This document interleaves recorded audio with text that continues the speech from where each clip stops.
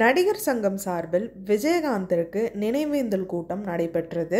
விஷாலின் தலைமையில் நடந்த இந்த அஞ்சலி கூட்டத்தில் கமலஹாசன், விக்ரம், கார்த்தி, நாசர், சரத்குமார், ராதாரவி, ஜெயம் ரவி, தேவயானி, ரேகா, பார்த்திபன், கருணாஸ் பலரும் கலந்து கொண்டாங்க.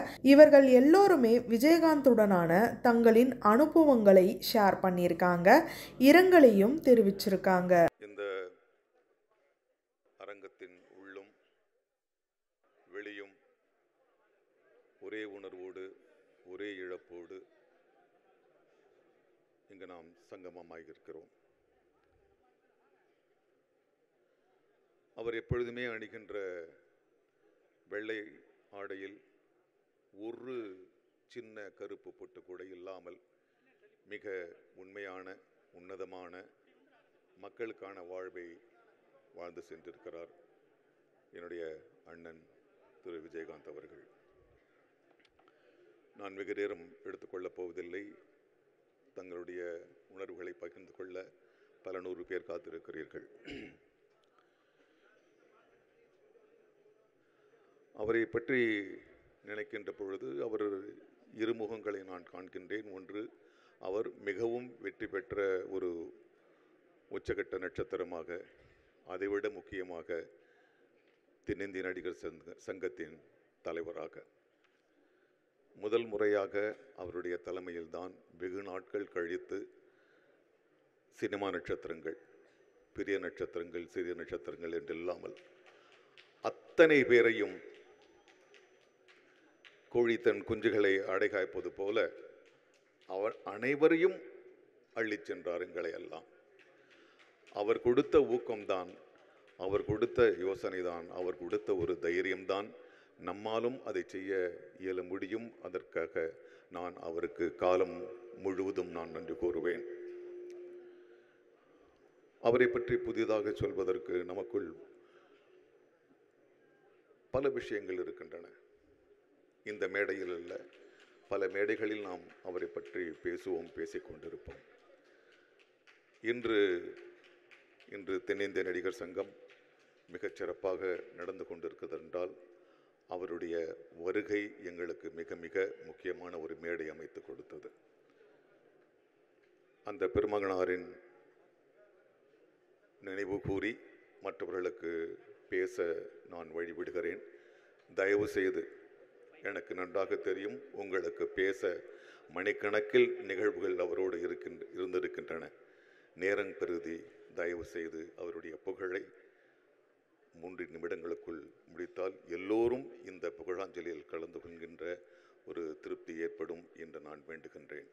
மீண்டும் என்னுடைய அண்ணன் கேப்டன் புரட்சி கலைஞர் திரு விஜயகாந்த் அவர்களுக்கு என்னுடைய மனதார்ந்த புகழும் நினைவும் அர்ப்பணிப்பும்.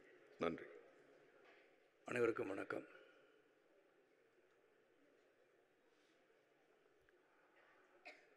இப்படி ஒரு நிகழ்வு, இந்த நிகழ்ச்சி நினைவேந்தல் நம் வாழ்நாளில் நாம் கலந்து கொள்வோம் என்று நினைத்து பார்க்காத ஒரு தருணம் என்று தான் சொல்ல வேண்டும்.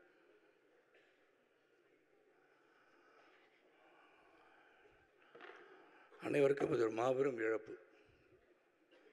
தமிழ் திரையுலகம் மட்டுமல்ல, தமிழ் சமுதாயத்தின் இழப்பு என்று தான் நான் சொல்வேன்.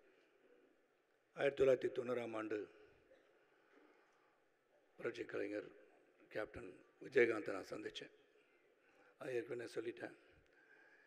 இருந்தாலும் அவரை பற்றி இங்கே என்னுடைய முன்னோடிகள், அவருடன் பழகியவர்கள் இங்கே இருக்கிறார்கள். ராதா ரவி, சந்திரசேகர், தியாகு, பலர் இருக்காங்க. அவரை பற்றி நிறையா தெரியும். 1990ஆம் ஆண்டு ஒரு மிகப்பெரிய ஒரு சரிவை நான் சந்தித்திருந்த போது எங்கள் அன்பு அண்ணன் சோத்ராஜ் உட்கார்ந்துருக்காங்க. என்னை விஜயகாந்த் அவர்களிடம் அழைத்து சென்றார்கள். அவர் புலனரசனை படம் எடுத்துகிட்டு இருந்தாங்க. போனோன்னே செல்வமணி தான் அந்த படம் இயக்குனர். ராவுத்தர் இருந்தாங்க, கதை பேசிகிட்டு இருந்தாங்க, ஒரு வில்லனை தேடிட்டு இருந்தாங்க. வாழ்க்கையில் அனைவரும் கதாநாயகனாக இருக்க வேண்டும் என்றிருந்தாலும் வில்லனாக வந்து பிறகு கதாநாயகன் ஆகின்ற பல வாய்ப்புகள் இங்கே பலருக்கும் உண்டு. அந்த விதத்தில் அங்கே போனேன், செல்வமணி, ராவுத்தர் இவங்கெல்லாம் ஏதோ பேசிகிட்டு இருந்தாங்க. விஜயகாந்த் சாரை பார்த்தேன். டைரக்டர் பார்த்துருங்கன்னு சொன்னார். பேசிகிட்டு இருக்கும்போது அவங்களா பேசிகிட்டு இருக்கிறது காதுபடன்னு கேட்கும்போது, இவர் மீசி எடுத்தால் எப்படி இருப்பார் அப்படின்னு கேட்டாங்க. அவர் 2 நிமிஷம் வெளியே போய் ரோஹிணி லாட்ஜுக்கு போனேன். மீசி எடுத்துட்டு இப்படி தான் இருப்பேன்னு சொன்னேன். அந்த மீசி எடுத்த நாளில் சந்தித்தேன். மீசி எடுத்த பிறகு அவரை சந்திக்க வேண்டிய சூழல் எனக்கு வந்துடுச்சு. அது நினச்சி தான் சைக்கிள் ஆஃப் லைஃப். அங்கே ஒரு அறிமுகம், அவரை சந்திக்கின்ற வாய்ப்பு. இன்று அதே முகத்தோடு நான் வந்து பார்க்கும்போது இந்த முகத்தை என்னால் பார்க்க முடியவில்லை. நான் வெளிநாட்டில் இருந்தேன். வர இயலாத ஒரு தூரம். வந்த பிறகு அவருக்கு மரியாதை தான் செலுத்த முடிந்தது. அவருடன் அந்த அமைதி ஊர்வலத்தில் கலந்து கொள்ள முடியவில்லை என்ற வருத்தம் எனக்குள் இருக்கிறது. ஆனால் நடிகர் சங்கம் என்று இந்த நினைவேந்தல் மூலமாக இந்த மாமனிதர், நல்ல ஒரு உள்ளம் படைத்த, வள்ளல் குணம் படைத்த என் அன்பு சகோதரர் விஜயகாந்த் அவர்களுக்கு நினைவேந்தல் நிகழ்ச்சி நடத்தி கொண்டிருக்கிறார்கள். எல்லார் மனசுலையும் ஒரு புழுக்கம் இருக்கும். என்றால் என்னை பொறுத்த வரைக்கும் அப்படி இழந்துவிட்ட சூழ்நிலையிலும் நாம் இன்று சில விஷயத்தை நம்ம கொண்டாடணும். எதை கொண்டாடணும்னா அவருடைய குணம், பழகுகின்ற விதம், வள்ளல் குணம், அவரிடம் கற்றுக்கொள்ள வேண்டிய பாடங்கள் ஏராளம் என்று தான் சொல்ல வேண்டும். எனக்கு ஒரு இதை நாசர் அவர்கள் சொல்லும்போது 3 நிமிஷத்தில் பேசியிருக்கேன்னு சொன்னார். 3 நிமிஷத்தில் பேசுகிறது கிடையாது. 3 ஜென்ரேஷன் பேசலாம் அவரை பற்றி. ஏன்னா உள்ளத்தின் அடித்தளத்திலிருந்து ஒரு சில அவருடைய பழகிய நாட்களை நினைவு கூறுகின்றது தான் இந்த நினைவேந்தல். நான் புலனுசாரணை படத்தில் நடிச்சிட்டு இருக்கும்போது செல்வன் இங்கே இருக்காங்க. இறுதி காட்சி, கிளைமேக்ஸ் காட்சி எடுத்துகிட்டு இருந்தாங்க. அந்த காட்சியில் எனக்கு அடிபட்டுச்சு. அதுக்கு முன்னாடி நான் ஏற்கனவே சொன்னது, பத்திரிகை உலகத்தில் சொன்னது போல தான். என்ன சார் போட்டு நான் வந்து கேப்டன் போட்டு அடி நடிச்சிட்ருக்கேன், ஒரு வில்லன் வந்து ஒரு கதாநாயகனை இவ்வளோ தூரம் அடிக்கணுமா அப்படின்னு நான் கேட்கும்போது விஜயகாந்த் சார் என்னை கூப்பிட்டாங்க. சார் சொல்கிறத செய்யுங்க, கரெக்டாக இருக்கும்னாரு. நினச்சி பார்க்கும்போது நார்மலாக என்ன நடக்கும்னா, என்னங்க இவர் வந்து நம்மளை போட்டு அடி அடிக்கிறாரு அப்படின்னு கேட்பாங்க நார்மலாகவே. ஆனால் இவர் என்னென்னா, அவர் என்னை போட்டு அடிக்கும்போது தான் நான் அவரை திரும்பி அடிக்கும்போது சிறப்பாக அந்த காட்சி அமையும் என்று சொன்னவர் புரட்சி கலைஞர் விஜயகாந்த் அவர்கள். அந்த சீன் எடுக்கும்போது அடிபட்டுருச்சு. 3 நாள் ஓய்வு எடுக்க சொன்னாங்க. செல்வமணி இங்கே இருக்கார். ஆனால் அவர் வந்து பரவாயில்ல 3 நாள் ஆகட்டும் 4 நாள் ஆகலாம், ஒரு சரத் வந்து நடித்து கொடுக்கட்டும்னு சொன்னார். ஆனால் நான் உடனே போயிட்டு ஒரு கார்டிசான் இன்ஜெக்ஷன் போட்டு படப்பிடிப்பு வந்தது. அவருக்கு அதிர்ச்சி. ஏன் இந்த மாதிரிலாம் பண்ணுறீங்க, ஆனால் 3 நாள் வர வேண்டாம்னு சொன்னார். கடிந்து கொண்டார். அந்த படம் முடிஞ்சுது. அந்த படம் ஃபர்ஸ்ட் காப்பி பார்த்துட்டு என்னை கூப்பிட்டு சொன்னார், சரத் இந்த படத்தில் உங்களுக்கு தான் பெரிய பேர், அதுக்கப்புறம் தான் மற்றவங்க எல்லாரும் சொன்ன பெருந்தன்மை வேறு எந்த ஒரு கதாநாயகனுக்கும் இருக்க முடியாது. ஓப்பனாக சொல்லணும்னு அவசியம் கிடையாது, சொல்கிறார். அதே போல் இங்கே மன்சூர் அலிகான் இருக்காங்க. கேப்டன் பிரபாகர் முடிஞ்சோன்னு என்கிட்ட சொல்கிறாரு, இல்லை மன்சூர் அலிகான் தான் முதல் பேர் அப்படின்னு சொன்னார். ஸோ அந்த மாதிரி ஒரு குணம் படைத்த ஒரு மனிதன் தான் புரட்சி கலைஞர் அவர்கள். இந்த கேப்டன் பிரபாகர் நடிக்கும்போது, அதுக்கு முன்னாடி எனக்கு வந்து பாலச்சந்திரோட படத்தை நடிக்கும்போது கழுத்து அடிபட்டு 6 மாதம் பெட்டில் இருந்தேன். கேப்டன் பிரபாகர் நடித்து முடிச்சுட்டு போனேன். ஆனால் இன்னும் படப்பிடிப்பு பேலன்ஸ் இருந்துச்சு, நடிக்க முடியாத ஒரு சூழல். அப்போ செல்வமணிலாம் கூட என்ன பண்ணுறதுன்னு திகைத்து கொண்டிருந்த காலகட்டம். ஏன்னா கேப்டன் பிரபாகர் மிக பிரம்மாண்டமான ஒரு படம். எனக்காக காத்துட்ருக்க வேண்டிய அவசியம் இல்லாத போதும் சரத் வந்து குணமாகி திரும்பிய பிறகு காட்சி எடுக்கப்படும், அதன் பிறகுதான் படம் வெளியே வரும்னு சொன்னது இந்த மாமனிதர் தான். அந்த படத்துலலாம் கழுத்தடிப்பட்டு என்னால் நடக்கக்கூட முடியாது.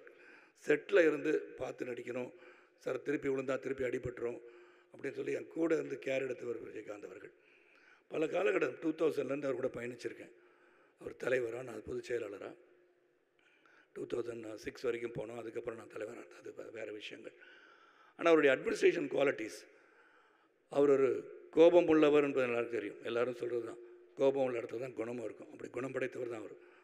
எதையுமே மறந்துடுவார், கோவப்படுவார். அதுக்கப்புறம் நெக்ஸ்ட்டு அடுத்த கேட்டம் என்ன, அடுத்த வேலை என்ன, இதை தான் பார்ப்பார் ஒழிய இவனை ஏதாச்சும் பண்ணணும், இந்த மாதிரி பேசிட்டான்னு நினச்சதும் கிடையாது. எனக்கு தெரிஞ்சு நினச்சிருக்க மாட்டார்.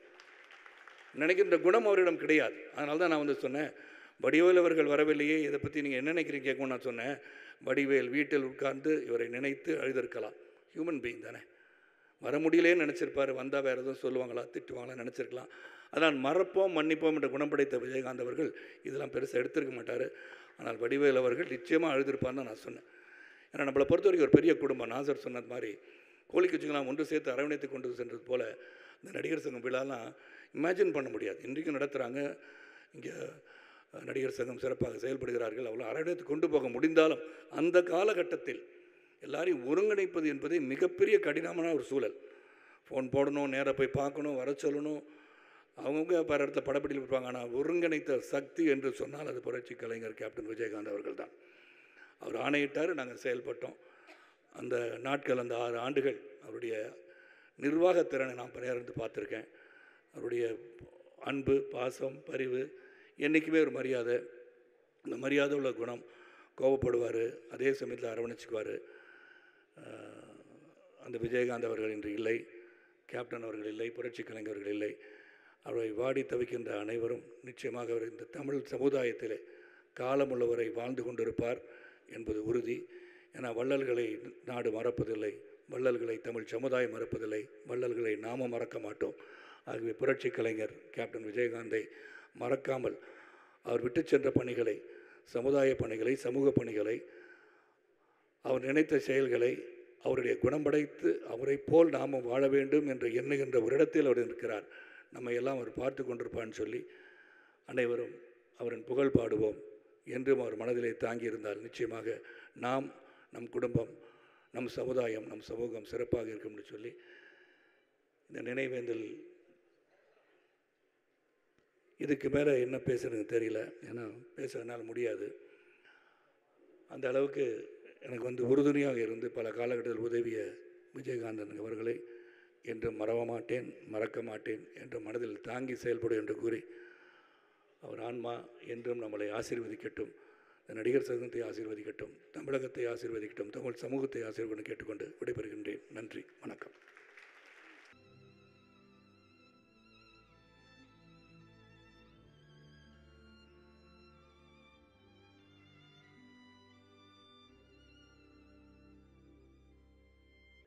இங்கே கூடியிருக்கும் என் குடும்பத்தைச் சேர்ந்தவர்களே, என்னுடைய அன்பு சகோதரர் விஜயமா அவர்களுடைய நினைவாஞ்சலியாக இங்கே நடத்தி கொண்டிருக்கும் தென்னிந்திய நடிகர் சங்க தலைவர், செயலாளர், பொருளாளர், மேலும் உள்ள அத்தனை உறுப்பினர்களுக்கும் என்னுடைய வணக்கங்களை கூறி,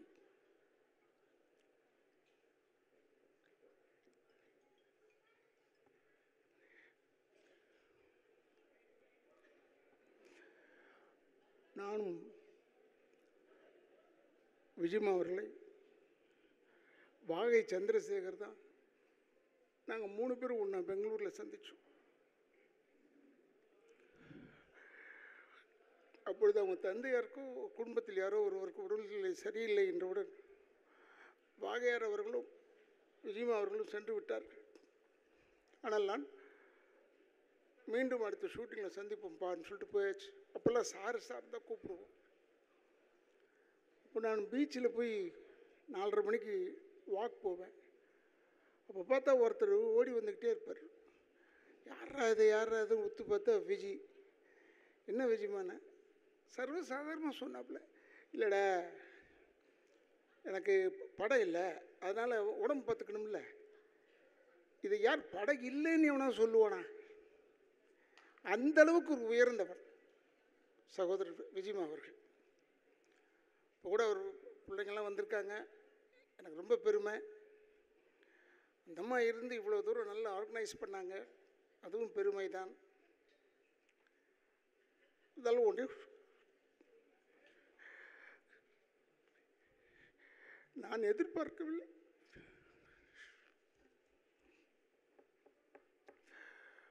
இவ்வளோ சீக்கிரம் போயிடுவான்னு எதிர்பார்க்கல. அதெல்லாம் போய் அவன் இருந்து முன்னின்று செய்ய வேண்டிய எங்களை செய்ய விட்டுட்டான் என்ற கவலை தான். அவன் அப்படிப்பட்டவன், விஜயமா அப்படிப்பட்டவன். எல்லார் மனசுலையும் இருந்தாப்புல. நடிகர் திலகம் சிவாஜி கணேசனுக்கும் விஜயகாந்துக்கும் என்ன சம்பந்தம்? ஆனால் கடைசி வரைக்கும் நின்றவன். கடைசி வரை நின்றவன். யாராலும் நிற்க முடியாது.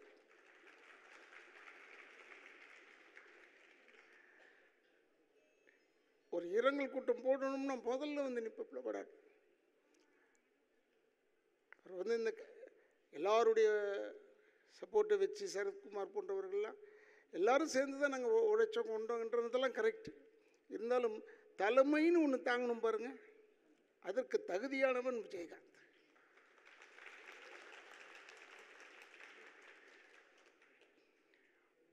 சகோதரர் விஜிமா, வாகையார், நானே, எஸ்எஸ் சந்திரன், பாண்டியன், தியாகு, இந்த 6 பேரும் ஒரு டீமாக இருப்போம்.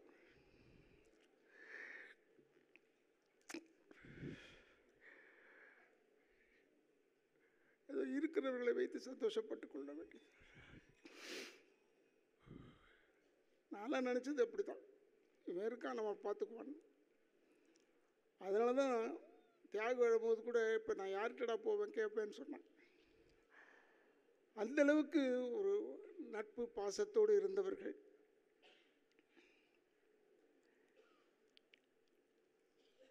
அவனுடைய ரோகிணி லாட்ஜில் இருக்கும்போது ஒரு சிலர் விஜிமாவுடைய போக்கு பிடிக்காமல் எதிரிகள் கல்லெல்லாம் எடுத்து வீசி வீசி பெரிய தகராறு பண்ணாங்க. கேள்விப்பட்டது தான். சந்திரசேகர், அப்போ அபிராமபுரம், நான் தேனாம்பேட்டேன், 2 பேரும் சேர்ந்து உடனே அங்கே போய் நின்றுட்டோம். விஜிமா ரூமுக்கு வெளியே டவுண்டா அடித்தவன் அப்படி தான் எடுத்த உடனே கேள்வியை, எங்ககிட்ட நல்ல வார்த்தையே வராது வேறு. உடனே என்ன செஞ்சோம், யார் அடித்தாங்கன்னு தெரிஞ்சது, நேரம் அவனுடைய ப்ரெஸ்லேயே போய் அடித்தோம். அவனுடைய ப்ரெஸ்ஸில் போய் அடித்தோம் மாம்பழத்தில். அப்படிப்பட்ட ஒரு நட்போடு வாழ்ந்தவர்கள். எனக்கு கால் உடைஞ்சு போச்சு உழவன் மகனில். கால் உடைஞ்ச உடனே என்னால் சரியாக ஃபைட் பண்ண முடியல. அப்போ நின்றுக்கிட்டே செஞ்சு முடிச்சு கொடுத்துடலான்னு சொல்லி கிளைமேக்ஸ் ஃபைட் வேறு. சரி நின்றுக்கிட்டே செஞ்சோம். அப்போ பணம் கொடுக்கும்போது என்னுடைய சகோதரர் இப்ராஹிம் ராவுத்தர், இல்லை இவ்வளோ குறைச்சி கொடுக்கணும், அதை அப்படி அவர் கணக்கு கரெக்டாக தானே பார்ப்பார். அவர் பார்த்தார் கணக்கு. உடனே விஜயகாந்த் வந்து, ஏடா அவன் கால் உடஞ்சி வந்து நின்று செஞ்சு கொடுத்துட்ருக்கான், போட கொடுறாங்க, அந்த படம் என்ன கேட்குறானோ அதை கொடுத்து விட்றான்னு. அந்தளவுக்கு ஒரு தாய் உள்ளம் கொண்டவன் சகோதரர் விஜயகாந்த். என்ன பேசி என்ன பிரயோஜனம்? இனிமேல் கிடைப்பானா தெரியவில்லை. ஆனால் நம்மளோடு தான் வாழ்ந்து கொண்டு இருக்கிறான் என்று எனக்கு தெரியும். இப்போ வாழ்ந்துக்கிட்டு இருக்கான். அவனுக்கு குடும்பம்ன்றது 2வது பட்சம். ஃபஸ்ட்டு யாருன்னா இந்த கலைத்துறையை சேர்ந்தவர்கள் தான் அவனுக்கு ஃபஸ்ட்டு. அதில் விட்டு கொடுக்கவே மாட்டான். எனக்கு உடல்நிலை சரியில்லை, அப்போ நான் வாடகை வீட்டுக்கு போயிட்டேன். திடீர்னு பார்த்தா உள்ளே வரும்போதே ஒரு ஃபோர்ஸ், ஒரு காற்று, சிங்கம் வந்த மாதிரி இருக்கும். யார் விஜயகாந்த் உள்ளே வரப்பில் அப்படி எல்லாரும் மறந்துட்டாங்க. அப்படி ஒரு ஃபோர்ஸ் அவன். அவனை இப்போ சொல்லியிருக்காங்க. இப்போ 2-3 பேர் எங்களையும் திட்டிருக்கான், என்னையும் வாழையாரெலாம் திட்டியிருக்கான். இவங்க தான் இருந்தால் அதை கற்றுக் கொடுத்தாங்க, இதை கற்றுக் கொடுத்தாங்க. எதுவும் கற்றுக் கொடுக்க வேணாம், எல்லாருக்கும் எல்லாம் தெரியும். யாருக்கும் கற்றுக் கொடுக்க வேணாம். ஒன்று சகோதரர் விஜயகாந்த் உடைய பெருந்தன்மை. இதே உழவன் மகனில் அவங்க அப்பாவை அவர் கொண்டுட்டாருன்னு பழி போட்டுருவாங்க. அதுக்கு அழுது நடிக்க வேண்டும். அதை வந்து என்னெல்லாம் ஓரங்கட்டி போய் கூப்பிட்டு போய் இப்படி செய்யலாமடா அப்படி செய்யலாமடான்னு அப்படின்னு ஒரு சின்ன டிஸ்கஷன் வச்ச ஒரு ஹீரோ ஒரே ஆள் யாருன்னா விஜயகாந்த் தான். வேறு யாருமே கிடையாது. நாங்கள் கிண்டல் பண்ணுவோம், சந்தோஷமாக இருப்போம், அது வேறு விஷயம். இருந்தாலும் அவனுடைய இந்த நினைவாஞ்சலியில் நான் கலந்து கொண்டு பேசுகிறேன் என்று என்னால் நம்ப முடியவில்லை. இருந்தாலும் அதை எடுத்து நடத்தி கொண்டிருக்கும் தென்னிந்திய நடிகர் சங்கத்துக்கு என் குடும்பத்தின் சார்பாக என்னுடைய வணக்கங்களை கூறி விடைபெறுகிறேன். அந்த ஆத்மா சாந்தி அடைய வேண்டும். எல்லாருக்கும் வணக்கம்.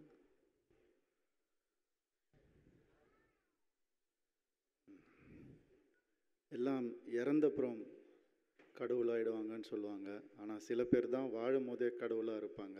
அப்படிப்பட்ட ஒருத்தர் தான் இவர். நிறைய அனுபவங்கள் அவருக்கு என் கூட, அது நானே வச்சுக்கிறேன், ஷேர் பண்ண கூட எனக்கு தோண மாட்டேங்குது. ஆனால் அவர் நிறைய நமக்கு ஷேர் பண்ணியிருக்காரு, நம்மக்கிட்ட எவ்வளவோ விட்டுட்டு போயிருக்காரு நமக்காக. அந்த நல்ல விஷயங்களை எனக்கு ஒரே ஒரு ரிக்வெஸ்ட் தான், ஸ்கூல் பாட புத்தகங்களில் கேப்டனை பற்றி வரணும். வேறு எதுக்காகவும் இல்லை, அவர் நடிகராகவும் சரி அரசியல்வாதியாகவும் சரி அப்படியெல்லாம் நான் சொல்லலை. மனிதன் எப்படி இருக்கணும் அப்படின்னு ஒரு சின்ன ஒரு டாபிக், நல்லா வாழ்ந்தால் இப்படி இருப்பாங்க, மக்கள் மனசில் வச்சுப்பாங்க ஒரு மனுஷனை அப்படின்னு எடுத்துக்க சொன்னாலே போகிறோம். அண்ட் நம்ம எதுவும் சொல்ல தோணலை. அவர் சொன்ன வார்த்தைகளே தான் நானும் சொல்லணும்னு நினைக்கிறேன். சத்திரியனுக்கு சாவில்லை. வணக்கம்.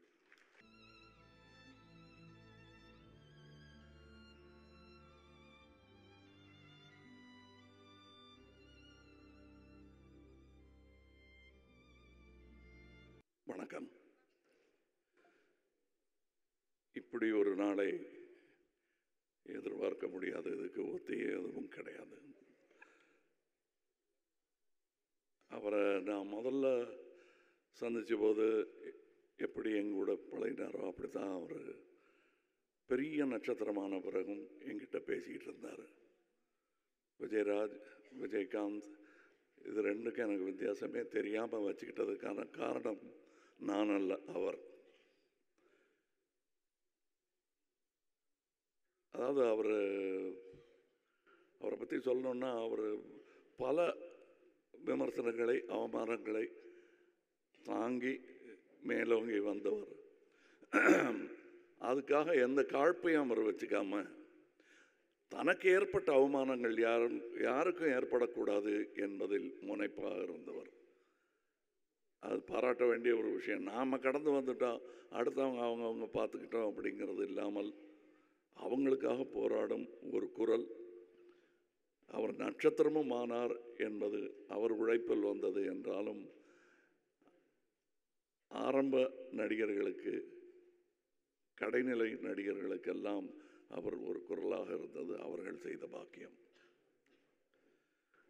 தமிழக அரசியல் வரலாற்றில் பெரிய தலைவர்களுக்கெல்லாம் வரும் கூட்டம் இவருக்காகவும் வந்ததை நான் பார்த்தேன். அதில் அவர் சேர்த்த சொத்து என்னால் அதுதான்.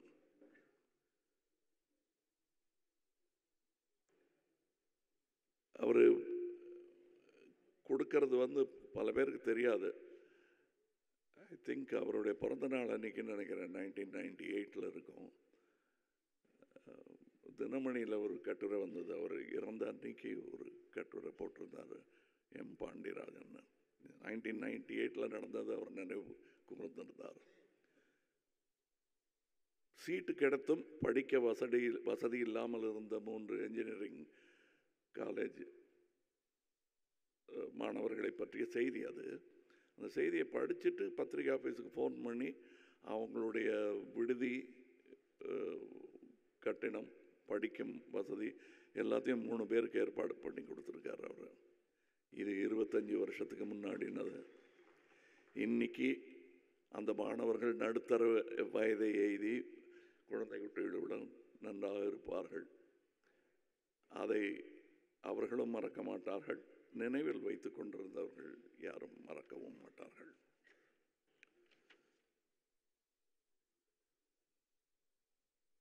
எழுபது 80களில் அந்த சமூக அரசியல் கோவங்களை எல்லாம் பிரதிபலிக்கும் ஒரு சினிமா உருவமாக விஜயகாந்த் அவர்கள் திகழ்ந்தார் என்றால் மிகையாகாது. கண்டிப்பாக அது ஒரு, எனக்கு அவர்கிட்ட நான் அவருடைய இரங்கல் கூட்டத்தில் அன்னைக்கு அவர் பூதவுடல் அங்கே இருக்கும்போது நான் சொன்னேன், எனக்கு அவர்கள் பிடித்த பல நல்ல குணங்களில் ஒன்று அவருடைய நியாயமான கோபம் என்று. இன்றைக்கும் அவர் ஒரு கிராமத்து ஆள் மாதிரி நாக்கை கடிச்சிக்கிட்டு கோபம் வந்ததுன்னா கேட்டுருவார், கேட்க வேண்டியது. அது எந்த அரங்கமாக இருந்தாலும் அதுக்கு பயப்பட மாட்டார் அவர். அந்த துணிச்சல் பல நேரங்களில் நடிகர் சங்கத்துக்கே உதவியாக இருந்திருக்கிறது. அதற்கு சாட்சி இங்கே இருக்கும் நடிகர்கள். அவர் நடித்த முதல் படம் ஆக்சுவலி அது ஒரு திரைப்பட விழாவுக்கு போக வேண்டிய படம். தூரத்து இடி முழக்கம் போயிற்று. அதிலிருந்து ஒரு கமர்ஷியல் ஹீரோவாக அவர் பெயர் எடுத்தது. அது அவர் திறமை, அவருக்கு கிடைத்த வாய்ப்புகள். இப்போ ராதா ரவியர்கள் பேசும்போது சொன்னார்கள், கூட துணை நடிகர்களிடம் கூட இதை எப்படி செய்யலாம்னு கேட்குற அந்த எளிமை. நானே அவர் கூட ஒரே ஒரு கெஸ்ட் ரோல் தான் செஞ்சுருக்கேன். அங்கே அவர் எனக்கு காட்டிய அன்பும் மரியாதையும் இன்றும் ரீங்கரிக்கிறது.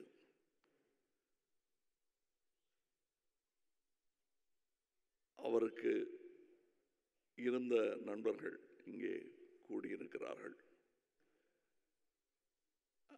தனக்கு பிடிக்காதவங்களை கூட கூப்பிட்டு பேசிடுவார் அவர். அந்த தைரியம் உண்டு அவருக்கு. அந்த மாதிரியான குணாதிசயங்களை நாம் பிரதிபலிக்கலாம், காப்பி அடிக்கலாம், தப்பு இல்லை. அவர் போல் இல்லை என்று சொல்வது வழக்கம். அவர் போல் இருக்க வேண்டும் என்று முயற்சியாவது செய்வோம். வணக்கம். Good bye Vijayakanth. Good bye captain. Vijayakanth sir தலைவராக இருக்கும்போது, தென்னிந்திய நடிகர் சங்கத்தோட தலைவராக இருக்கும்போது தான் நான் நடிகர் சங்கத்தில் மெம்பர் ஆனேன். அவரே ஃபோன் பண்ணி, தேவயானி நடிகர் சங்கத்தில் மெம்பர் ஆகணும், மெம்பர் ஆயிடுங்க அப்படி சொல்லி ஒரு தலைவரே ஃபோன் பண்ணிட்டு நமக்கு ஒரு ஆர்டிஸ்ட்டை உள்ளே கொண்டு வராரு பாருங்க. எவ்வளோ பெரிய விஷயம் அது. எவ்வளோ நல்லா இருந்தது நடிகர் சங்கம் அவர் ஒரு தலைவராக இருக்கும்போது. அவர் தலைவராக இருக்கும்போது இப்போ எனக்கு ஞாபகம் இருக்குது, நாங்கள் எல்லா ஆர்டிஸ்ட்டும் ஒன்றா மதுரைக்கு கார்கில் ஷோ ஒன்று நடந்தது. கார்கில் வார்க்காக ஃபண்ட்ஸ் ரேஸ் பண்ணுறதுக்கு எல்லா ஆர்டிஸ்ட்டும் ஒரே ட்ரெயினில் நாங்கள் ட்ராவல் பண்ணோம். Chennai to Madurai and Madurai to Chennai back again. ரொம்ப சூப்பரான ஒரு ஷோ நடந்து ஃபண்ட்ஸ் ரேஸ் பண்ணி கார்கில் வார்க்காக நாங்கள் அதை கொடுத்துருந்தோம். அது அவர் ஒரு தலைவராக இருக்கிறதுனால தான் நடந்தது. அவ்வளோ ஆர்டிஸ்ட்டுங்க ஒன்றா ஒரு இடத்துல சேர்க்கிறது, அது எவ்வளோ அழகான ஒரு எக்ஸ்பீரியன்ஸாக இருந்தது தெரியுமா? எல்லா பெரிய ஆர்டிஸ்ட், சின்ன ஆர்டிஸ்ட், எல்லாரும் நாங்கள் ஒரு hero, heroines, character artist, everybody together as a family travelling together. அது மட்டுமா, சிங்கப்பூர் மலேசியாவில் ஒரு ஷோ நடந்தது. அவரே டேட்ஸ் வாங்கி நமக்கு ரெடி பண்ணி யார் எங்கே இருந்தாலும் அவங்கள கொண்டு வந்து சேர்க்குறது அவரால் தான் முடிஞ்சுது. அவர் ஒரு தலைவராக இருக்கும்போது தான் முடிஞ்சுது. அதுக்கப்புறமா அந்த மாதிரி ஒரு நமக்கு அப்புறமா பார்க்கவே முடியாது. இனிமே ஒன்றா நம்ம ஒரு ஃபேமிலி எங்கேயாவது போக முடியுமா நடிகர் சங்கத்தில்? கொஞ்சம் யோசிச்சு பாருங்க ஆர்டிஸ்ட்டுங்க எல்லாரும். இனிமே இது முடியுமா? சேர்க்க முடியுமா எல்லாரையும் ஒரே இடத்துல?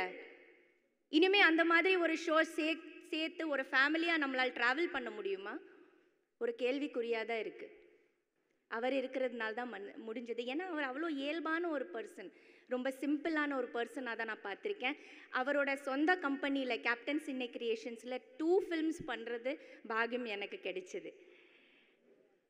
அவரோட சொந்த பட ப்ரொடக்ஷனில் ஃபஸ்ட்டு வல்லரசுன்னு ஒரு ஃபில்ம் அவர் ஹீரோயின் நான் நடித்தேன். ரொம்ப பெரிய ஹிட் ஆச்சு ஃபில்மு.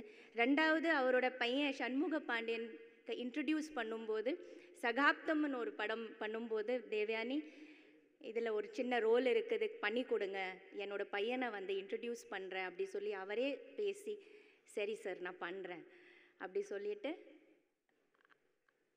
அவ்வளோ இயல்பான எவ்வளோ சிம்பிளான ஒரு குணம் அவருக்கு. லொக்கேஷனில் first with makeup with costume யார் இருக்கிறான்னு பார்த்தா விஜயகாந்த் சார் தான் இருப்பார் எப்போவுமே ஃபஸ்ட் ஆன் த செட்ஸ். நான் 2 டைமும் பார்த்துருக்கேன். அவ்வளோ ஹம்பிளான ஒரு ஹியூமன் பீயிங், அவ்வளோ சிம்பிளான ஒரு பர்சன். அவரோட கம்பெனியில் எவ்வளோ நல்ல ட்ரீட்மெண்ட்டு எங்களுக்கு ஆஸ் அன் ஆர்டிஸ்ட். ஏன்னா அவர் ஒரு ஹீரோ, அவர் ஒரு ஆர்டிஸ்ட் இருக்கிறதுனால அவருக்கு ஆர்டிஸ்ட்டுங்களோட இது தெரியும். அவ்வளோ அழகாக எங்களெல்லாம் மெயின்டைன் பண்ணி, சாப்பாடிலிருந்து அந்த எல்லாமே ட்ரீட்மெண்ட் அவ்வளோ பியூட்டிஃபுல்லாக இருந்தது.